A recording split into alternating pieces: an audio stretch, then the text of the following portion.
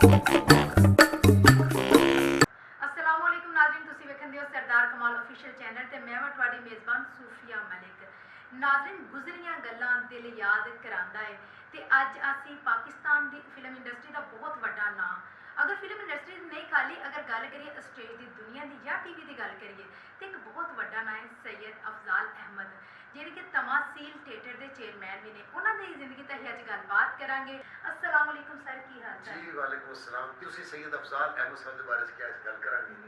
मेरे तो उस्ताद मोहतरम ने, क्योंकि मैं बड़ा तवील अरसा उन्होंने गुजारिया है और थिएटर से काम किया है और इतने शफीक इंसान, इतने प्यारे इंसान, मैनू उन्होंने गल्लां अज भी याद ने। मैं उन्होंने बहुत मिस करना। अल्लाह पाक है, माह रमजान का महीना है, ਜਿਹੜੇ ਸਾਡੇ ਵੇਖਣ ਵਾਲੇ ਨੇ ਉਹ ਵੀ ਦੁਆ ਕਰਨ, ਮੇਰੇ ਦਿਲੋਂ 24 ਘੰਟੇ ਉਹਨਾਂ ਦੀ ਦੁਆ ਨਿਕਲਦੀ ਹੈ, ਅੱਲਾ ਉਹਨਾਂ ਨੂੰ ਸਿਹਤ ਕਾਮਲਾ ਅਤਾ ਕਰੇ। ਉਸੇ ਤਰ੍ਹਾਂ ਫਿਰ ਆਪਣੇ ਪੈਰਾਂ ਤੇ ਆਣ ਕੇ ਉਸੇ ਤਰ੍ਹਾਂ ਹੀ ਆ ਕੇ ਥੀਏਟਰ ਨੂੰ ਆਬਾਦ ਕਰਨ।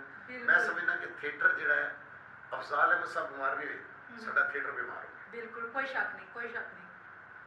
ਕਿਉਂਕਿ ਏਸ਼ੀਆ ਦਾ ਸਭ ਤੋਂ ਜ਼ਿਆਦਾ ਚੱਲਣ ਵਾਲਾ ਡਰਾਮਾ ਜਨਮ ਕੀ ਵੈਲੀ ਚਾਦਰ। क्या बात है, बहुत कई साल 5 साल तक सुनने थे, इस तो भी ज्यादा चल तकरीबन इस तो ज़्यादा भी चले जी। और ये ड्रामा एशिया का रिकॉर्ड बनया, ठीक है जी। ये भी क्रेडिट सैयद अफजाल अहमद साहब ने दिया। ਇਹਨਾਂ ਦਾ ਤਮਾਸੀਲ ਦਾ ਡਰਾਮਾ। अजी तमसील ਕੀ ਬਾਤ। ਸਰ ਸਰ ਸਾਹਿਬ ਨੇ, ਅਫਜ਼ਾਲ ਅਹਿਮਦ ਸਾਹਿਬ ਨੇ, ਇਹਨਾਂ ਨੇ ਫਿਲਮ ਦੇ ਵਿੱਚ ਵੀ ਕੰਮ ਕੀਤਾ, ਟੀਵੀ ਤੇ ਵੀ ਕੀਤਾ ਤੇ ਸਟੇਜ ਤੇ ਵੀ।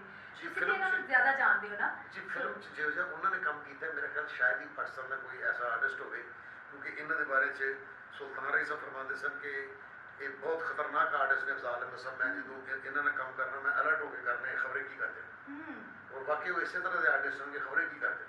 ਮਤਲਬ ਕਦੀ ਵੀ ਸਿਨੈਰੀਓ ਚੇਂਜ ਹੋ ਸਕਦਾ ਕਿਸੇ। ਮਤਲਬ ਜਿਵੇਂ ਕਿ ਉਹ ਕਹਿੰਦੇ ਨਹੀਂ, ਇੱਕ ਪਲੇਅਰ ਹੈ ਜਿਹੜਾ ਬੋਲਰ ਐਸਾ, ਉਹ ਗੇਂਦ ਹੀ ਪਤਾ ਨਹੀਂ ਕਿਸ ਤਰ੍ਹਾਂ ਦੀ ਕਰਾ ਦੇ, ਔਰ ਇਹਨਾਂ ਦਾ ਨਹੀਂ ਪਤਾ ਹੁੰਦਾ ਕਿ ਕਿਹੋ ਜਿਹਾ ਕੰਮ ਕਰਕੇ ਨਿਕਲ ਜਾਣਾ। ਕੀ ਬਾਤ ਹੈ, ਕੀ ਬਾਤ।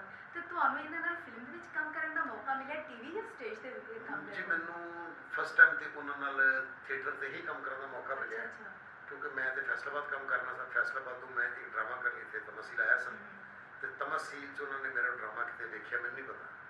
ਉਹਨਾਂ ਨੇ ਕਿਤੇ ਛੁਪ ਕੇ ਡਰਾਮਾ ਵੇਖਿਆ। ਉਹ ਜਦੋਂ ਡਰਾਮਾ ਖਤਮ ਹੋਇਆ ਤੇ ਮੈਨੂੰ ਪੈਗਾਮ ਆਇਆ ਕਿ ਤੁਹਾਨੂੰ ਸੈਯਦ ਅਫਜ਼ਾਲ ਸਾਹਿਬ ਆਪਣੇ ਆਫਿਸ ਬੁਲਾ ਰਹੇ, ਔਰ ਬੜਾ ਦਬਦਬਾ, ਬੜਾ ਬਾਰੂਕ ਸ਼ਖਸੀਅਤ ਨੇ। ਬਿਲਕੁਲ। तो मैं जो उन्होंने ऑफिस गया, मैं तो फैन सा उन्होंने वैसे ही फिल्म स्क्रीन पे ਵੇਖ ਕੇ ਅਸੀਂ ਉਹਨਾਂ ਦੇ ਆਸ਼ਿਕ ਸਾਂ। ਤੇ ਉਹਨਾਂ ਨੇ ਜੀ ਆਪਣਾ ਦਰਵਾਜ਼ਾ ਬੰਦ ਕਰ ਲਿਆ। ਦਰਵਾਜ਼ਾ ਬੰਦ ਕਰ ਦਿਓ ਤੇ ਨਾਲ ਉਹਨਾਂ ਦੇ ਭਾਂਜਾ, ਮੇਰੇ ਦੋਸਤ ਆਪਣਾ ਸਲਮਾਨ ਖਾਨ, ਉਹਨਾਂ ਅੱਜ ਕੱਲ੍ਹ ਅਮਰੀਕਾ ਹੁੰਦੇ ਨੇ, ਤੇ ਉਹ ਮੁੰਨਾ ਸਾਹਿਬ ਵੀ ਮੌਜੂਦ ਸਨ। ਤੇ ਉਹਨਾਂ ਕਹਿੰਦੇ ਕੁੰਡੀ ਲਾ ਦਿਓ, ਤੇ ਕੁੰਡੀ ਲੱਗ ਗਈ ਤੇ ਮੈਂ ਡਰ ਗਿਆ। ਮੈਂ ਕਿਹਾ ਮੇਰੇ ਕੋਲ ਗਲਤੀ ਹੋ ਗਈ ਹੈ ਜੀ। ਔਰ ਆਪਣੇ ਗਾਰਡ ਨੂੰ ਬੁਲਾ ਕੇ, ਕੋਈ ਵੀ ਆਏ, ਮੇਰਾ ਮਰਾ ਉਹ ਬਾਪ ਹੀ ਹੈ, ਤੂੰ ਅੰਦਰ ਨਹੀਂ ਆ ਸਕਦਾ। ਓ ਮਾਈ ਗॉड, ਤੁਸੀਂ ਇੱਕ ਦਫਾ ਤੇ ਡਰ ਗਏ ਕਿ ਮੇਰੇ ਨਾਲ ਹੋਣ ਕੀ ਲੱਗੇ। ਮੇਰੀ ਫਸਟ ਟਾਈਮ ਮੁਲਾਕਾਤ ਹੋਈ, ਮੇਰੇ ਰੰਗ ਉੱਡ ਗਿਆ। ਮੈਂ ਕਿਹਾ ਯਾਰ, ਅੱਲਾ ਖੈਰ ਕਰੇ, ਕਿਤੇ ਮਾਮਾ ਭਾਂਜਾ ਨੂੰ ਚਪੇੜਾ ਨਹੀਂ ਮਾਰਨਾ, ਮੈਂ ਕੀ ਕਰ ਦਿੰਦਾ। ਫਸਟ ਟਾਈਮ ਉਹਨਾਂ ਨੇ ਮੈਨੂੰ ਉਹ ਮਾਡਲ ਵਿਖਾਇਆ, ਜਨਮ ਕੀ ਮੈਰੀ ਚਾਦਰ, ਜਿਹੜਾ ਡਰਾਮਾ ਹੋਣਾ ਸੀ ਉਹਦਾ ਮਾਡਲ ਵਿਖਾਇਆ। ਉਹ ਡਰਾਮਾ ਮੈਨੂੰ ਉੱਥੇ ਉਹਨਾਂ ਨੇ ਚਲਾ ਕੇ ਵਿਖਾਇਆ कि ऐसे ट्रेन आएगी, फिर ये होगा, चौक बन जाएगा, ये फिर बाजार बन जाएगा, फिर ये होगा। वो देखो तकरीबन 10-11 सेट सन, एक ड्रामे के 11 सेट सन। तो मेरे लिए बड़ी अजूबा गल सी, क्योंकि मैं तो इस तरह का थिएटर देखिया ही नहीं सी भी। ये थिएटर तो कितने ब्रॉड च होंदा होएगा, या इंग्लैंड होंदा होएगा, या उधर कितने अमेरिका होंदा होएगा, या कितने होर जगह तो होंदा होएगा। सानू तो थिएटर में सी भी नहीं। वो जो मैं देखिया तो मेरी हैरानगी जी सी वो काबिल दीद सी। और अफजाल साहब मैंने वेख रहे सन, कहते तू की सोच रहे हैं। मैं कहते सोच ही रहे हैं कि ये सब कुछ होएगा, इस तरह इंजन भी आएगा। उन्होंने कहा जिस तरह तुम देखिए इंज ही ड्रामा है रियल चेंज हो। ठीक है जी। तो वो पहला बंदा मैं कास्ट होया। अच्छा। उन्होंने उस ड्रामे का पहला एक्टर कास्ट कर लिया। उन्होंने तुसी साडे ड्रामे च काम करो। पर मैं उस ड्रामे का हिस्सा बनया। वो फिर माशाअल्लाह एशिया का रिकॉर्ड बनया। क्या बात है, क्या बात। एक क्रेडिट सैयद अफजाल समझ आता है। मैं कहना चाहांगा जी, वो अपने काम से ना एक दीवाने शख्स, एक बंदा अपने काम जिवें पागल नहीं होंदा, वो इस तरह ही अपने काम ਨੂੰ दीवानगी ਦੀ हद तक ਕਰਦੇ ਸਨ। ਸਟੇਜ ਨੂੰ, ਫਿਲਮ ਜਾਂ ਟੀਵੀ ਨੂੰ, ਸਾਰੇ ਕੰਮ ਨੂੰ ਇਸ ਜਨੂਨ ਦੇ ਨਾਲ ਹੀ ਕਰਦੇ ਸਨ। ਜੀ ਮੈਂ ਥੀਏਟਰ ਦੀ ਗੱਲ ਕਰ। ਅੱਛਾ। ਥੀਏਟਰ ਤੇ ਉਦੋਂ ਉਹਨਾਂ ਨੇ ਬੰਦੇ ਜਿਹੜੇ ਲੈ ਕੇ ਆਏ ਨੇ, ਉਹ ਕੁਝ ਨਿਊਜ਼ੀਲੈਂਡ ਤੋਂ ਬੰਦੇ ਆਏ ਇੱਥੇ ਕੰਮ ਕਰਨ ਲਈ, ਕੁਝ ਇੰਗਲੈਂਡ ਤੋਂ ਆਏ, ਮੁxtਲਿਫ ਮੁਲਕਾਂ ਤੋਂ ਲੋਕ ਬੁਲਵਾ ਕੇ ਉਹਨਾਂ ਨੇ ਜਿਹੜੀ ਲਾਈਟਿੰਗ ਹੋਈ ਉਹਦੀ ਕਰਵਾਈ, ਜਿਹੜਾ ਸੈਟ ਡਿਜ਼ਾਈਨਿੰਗ ਸੀ ਉਹ ਕਰਵਾਈ। ਸਾਰੇ ਕੰਮ ਅੰਗਰੇਜ਼ ਕਰਕੇ ਗਏ ਨੇ, ਔਰ ਆਪਣੇ ਆਪਣੇ ਮੁਲਕ ਦੀ ਕਰੰਸੀ 'ਚ ਕਰਕੇ ਗਏ। ਕੀ ਬਾਤ। ਔਰ ਉਹਨਾਂ ਨੇ ਉਹਨਾਂ ਬੰਦਿਆਂ ਨੂੰ ਪੇ ਕੀਤਾ। ਤੇ ਫਿਰ ਉਹ ਡਰਾਮਾ ਇਤਨਾ ਚੱਲਣਾ ਚਾਹੀਦਾ ਸੀ। ਇਹ ਕ੍ਰੈਡਿਟ ਸੈਯਦ ਅਫਜ਼ਾਲ ਜਾਣਾ ਚਾਹੀਦਾ ਸੀ। ਕ੍ਰੈਡਿਟ, ਜਿਹਦੀ ਇੰਨੀ ਜ਼ਿਆਦਾ ਮਿਹਨਤ ਕੀਤੀ, ਕ੍ਰੈਡਿਟ ਤਾਂ ਫਿਰ ਬੰਦਾ ਕੰਪਰੋਮਾਈਜ਼ ਕਰਨ ਵਾਲੇ ਨਹੀਂ ਸੀ, ਕੰਪਰੋਮਾਈਜ਼ ਨਹੀਂ ਸੀ ਕਰਦੇ ਬਿਲਕੁਲ। ਮੈਂ ਅੱਜ ਕੱਲ੍ਹ ਤਾਂ ਮੇਰੇ ਕੋਲ ਪ੍ਰੋਡਿਊਸਰ 'ਚ ਇਤਨਾ ਹੌਸਲਾ ਨਹੀਂ ਹੁੰਦਾ ਕਿ ਬਿਲਕੁਲ ਸ਼ੋਅ ਫੁੱਲ ਸੀ, ਪੈਕ ਸ਼ੋਅ ਸੀ, ਤੇ ਕਾਰਪੇਟ ਵਿਛਣਾ ਸੀ। ਤਾਂ ਉਹਨਾਂ ਨੇ ਆਪਣੇ ਬੜੇ ਭਾਈ ਉਹਨਾਂ ਦੇ ਅੱਲਾਹ ਉਹਨਾਂ ਨੂੰ ਜੰਨਤ ਨਸੀਬ ਕਰੇ ਸਈਦ इकबाल हुसैन शाह साहब, उन्होंने बुलाया कि भाई भैया ये कल ही नहीं बेचा। कहते अफजाल कल बेचेगा, कहते कल बेचेगा ना, कहते हाँ कल बेचेगा, तो ठीक है शो भी कल ही होगा। Oh my God, उन्होंने शो दे पैसे वापस compromise नहीं करना। पैसे वापस कर दिए कि अगले दिन वो जो कारपेट या खरीद से बिछे है तो शो है। ਤੇ ਫਿਰ ਚੱਲ ਜ਼ਾਹਿਰ ਗੱਲ ਹੈ ਕਿ ਆਪਣੇ ਕੰਮ ਦੇ ਨਾਲ ਇੰਨਾ ਸਿੰਸੀਅਰ ਤੇ ਇੰਨਾ ਜਨੂਨ, ਕਹਿੰਦੇ ਨੇ ਲਚਕ ਅਗਰ ਦੇ ਕਰ ਲੱਗ ਪਈ ਨਾ ਤਾਂ ਕੰਮ ਦੇ ਵਿੱਚ ਲਚਕ ਦੇ ਲੱਗ ਪਈ ਫਿਰ ਕੰਮ ਦਾ ਮਜ਼ਾ ਨਹੀਂ ਰਹਿੰਦਾ। नहीं जी काम मैं कह कि कोई एक ड्रामा से कर रहा था ना सी ये गुरबत ये फासले ਉਹ ਵੀ ਸਟੇਜ ਡਰਾਮਾ ਸੀ। ਸਟੇਜ ਡਰਾਮਾ ਸੀ, ਤੇ ਉਹਦੇ ਵਿੱਚ ਮੈਨੂੰ ਮੌਕਾ ਮਿਲਿਆ, ਮੈਨੂੰ ਉਹਨਾਂ ਨੇ ਬੜੀ ਹੌਸਲਾ ਅਫਜ਼ਾਈ ਕਰਦੇ ਹੁੰਦੇ ਸਨ ਮੈਨੂੰ। ਮੈਂ ਮਤਲਬ ਡਰਾਮੇ 'ਚ ਤੂੰ ਲਿਖ, ਜਿੱਥੇ ਪਾਕਿਸਤਾਨ ਦੇ ਵੱਡੇ ਵੱਡੇ ਰਾਈਟਰ ਨਾਸਰ ਅਦੀਬ ਸਾਹਿਬ ਵੀ ਉਸ ਪੈਨਲ ਦਾ ਹਿੱਸਾ ਸਨ, परवेज़ करीम साहब, बशीर नियाज साहब, आगा सनम तसाल साहब, मिर्ज़ा रशीद अख्तर साहब, एम शरीफ साहब, ये पाकिस्तान के सारे बड़े नाम, इरफान खुसर साहब, ठीक है जी, ये भी उस ख्वाजा परवेज़ साहब अल्लाह नसीब फरमाए, ठीक है जी। ये सब लोग एक पैनल से, उस पैनल के सानों ही सन, तो वो मेरी गल भी बड़े गौर नाल सुनते सन कि यार कुछ ना वो फिर जो ड्रामे की तैयारी हो रही थी मैं क्या मैंने ढोल वाले चाहिए, तो कुछ माइयां नहीं ਜਿਹੜੀਆਂ ਗਿੱਧਾ ਪਾਉਂਦੀਆਂ ਨੇ ਵਿਆਹਾਂ ਸ਼ਾਦੀਆਂ, पुराना कल्चर, मैं कहा मैंने माइयाँ भी चाहिए थी। मुझे कहते भाई वो ऐसा नहीं हो सकता कि ढोल अपना पीछे से चल जाए, बैक पे चल जाए। मैंने कहा जी इस तरह का मुझे ओरिजिनल ही चाहिए। कहते अच्छा यार ओरिजिनल चाहिए तो रात में मेरे नाल चल, मेरे कोई दोस्त है ढोल वाले शदरे रहते हैं तो उत्थे चल ले, सर्दियों दी रातां उत्थे चल गए, जगह ते जाके गड्डी रुकी, धुंध पै रही सी शदीद। कहते लो फिर तुसीं इत्थे खलो ते मैं उन्होंने बुला के लेना ढोल वाले, साढ़े सामने इंटरवल ते धुंध च गायब हो गए। ਅਸੀਂ ਖਲੋ ਕੇ ਵੇਖ ਰਹੇ ਤਾਂ ਦੂਰੋਂ 10 ਮਿੰਟ ਬਾਅਦ ਮੈਨੂੰ ਕੁੱਤੇ ਭੌਂਕਣ ਦੀ ਆਵਾਜ਼ ਆਈ। ਕੁੱਤੇ ਭੌਂਕਦੇ ਉਹ ਆਵਾਜ਼ ਆਸਤਾ ਤਾਂ ਸਾਡੇ ਨਾਲ ਵਧਣੀ ਸ਼ੁਰੂ ਹੋਈ ਤੇ ਧੁੰਦ ਦੇ ਵਿੱਚ ਇੱਕ ਬੰਦਾ ਨੱਸਦਾ ਹੋਇਆ ਬਾਹਰ ਆ ਰਿਹਾ, ਤਾਂ ਸਈਦ ਅਫਜ਼ਾਲ ਸਾਹਿਬ ਦੇ ਪਿੱਛੇ ਅਫਜ਼ਾਲ ਸਾਹਿਬ ਦੇ ਕੁੱਤੇ आके मैं नौ नाराज हुआ, तुम्हारे डोलों वालों को मैं क्या करूँगा। तो मैं कह रहा था पीछे से भिजवा लो, मुझे उनके कुत्ते पड़ गए। मैं कहनी कुत्ते पे नहीं, सारी टाइमिंग गलत सी, सवेरे आए होंगे ये इस तरह ना होता है जी। मगर उन्होंने ढोल वाले भी मैंने बुलवा के दिते, वो गिद्दे वाली माइयां बुलवा के दित्तियां, मतलब उन्होंने अपने काम ਨਾਲ ਕੰਪਰੋਮਾਈਜ਼ ਨਹੀਂ ਕੀਤਾ। ਤੇ ਸਰ ਜਿਸ ਤਰ੍ਹਾਂ ਉਹਨਾਂ ਨੂੰ ਅਸੀਂ ਫਿਲਮ ਦੇ ਵਿੱਚ ਵੀ ਹਰ ਰੂਪ ਦੇ ਵਿੱਚ ਵੇਖਿਆ, ਵਿਲਨ ਦੇ ਰੂਪ ਦੇ ਵਿੱਚ ਵੀ ਵੇਖਿਆ, ਹੀਰੋ ਦੇ ਰੂਪ ਦੇ ਵਿੱਚ ਵੀ ਵੇਖਿਆ, ਅੱਛੇ ਪੋਜ਼ਿਟਿਵ ਤੇ ਨੈਗੇਟਿਵ ਦੋਨੋਂ ਕਿਰਦਾਰਾਂ ਦੇ ਵਿੱਚ ਵੇਖਿਆ।